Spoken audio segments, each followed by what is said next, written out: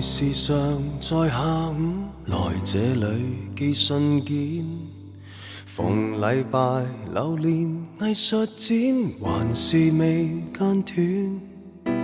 何以我來回巡邏篇，仍然和你擦肩，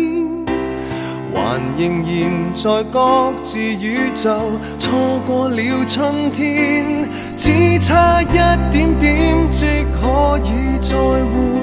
面，可惜偏偏剛剛擦過10年，埋伏過孤單感更赤裸，總差一點點先可以再會面，彷彿應該一早見過，但直行直過，只差一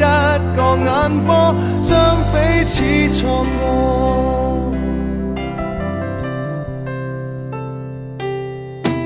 遲2秒踏上地下鐵，能與你碰上麼？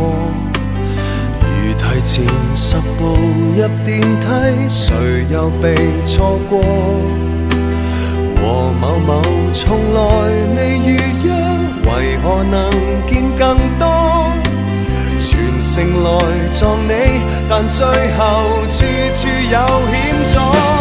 只差一點點即可以再會面，可惜偏偏剛剛擦過10年，埋伏過孤單感更赤裸，總差一點點先可以再會面，彷彿應該一早見過，但直行直過，只等一個眼波，